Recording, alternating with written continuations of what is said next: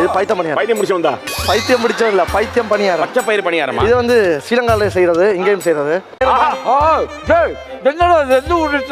நல்லா இருக்கா? டிசிடிசியில் நம்ம வாகீசன் செஞ்ச பைத்தம் பணியாரம் எப்படி செய்யலான்றதை பார்த்துடலாமா? அதுக்கு அரைக்கப் அளவுக்கு பச்சரிசியை நல்லா கழுவிட்டு 1 மணி நேரம் ஊற வச்சு எடுத்துக்கணும். ஃபேன் காற்றுல உணர்த்தி எடுத்துக்கணும். ரொம்ப ட்ரை ஆகிடக்கூடாது, கொஞ்சம் ஈரப்பதம் இருக்கணும். மிக்சியில் நல்லா அரைச்சி ஜலிச்சு எடுத்துக்கணும். அடுத்ததாக அரைக்கப் பச்சை பயிறு, மிளகு, ஜீரகம், ஏலக்காய் இதெல்லாம் சேர்த்து நல்லா பொன்னிறமாக வறுத்துட்டு நல்லா ஆற விட்டு மிக்சியில் அரைச்சி ஜலிச்சு எடுத்துக்கணும். பச்சை பயிருக்கு பதிலாக பைத்தம்பருப்பில் கூட செய்யலாம். இப்போ இதை ஓரமாக வச்சுட்டு அடுத்ததாக 1/4 கப் அளவுக்கு தேங்காவை நல்லா ட்ரை ரோஸ்ட் பண்ணி எடுக்கணும்.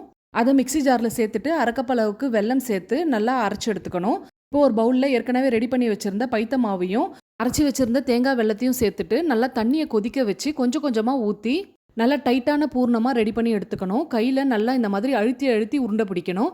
இல்லைனா எண்ணெயில் போடும்போது உதிர ஆரம்பிச்சிரும்.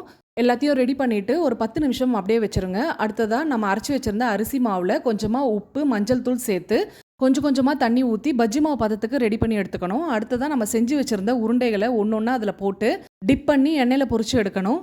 நம்ம சுழியம் செய்கிற அதே மெத்தட் தான் இது. 2 பக்கமும் திருப்பி போட்டு நல்லா பொரிஞ்சதும் எடுத்துட வேண்டியது தான். அரிசி மாவில் பொரிச்சதுனால நல்லா கிறிஸ்பியாக இருந்தது. இந்த பூர்ணம் கூட சாப்பிடும்பொழுது அட்டகாசமாக இருந்தது. வாகீசன் செஞ்ச இந்த ரெசிபியை நீங்களும் ட்ரை பண்ணிட்டு சொல்லுங்கள்.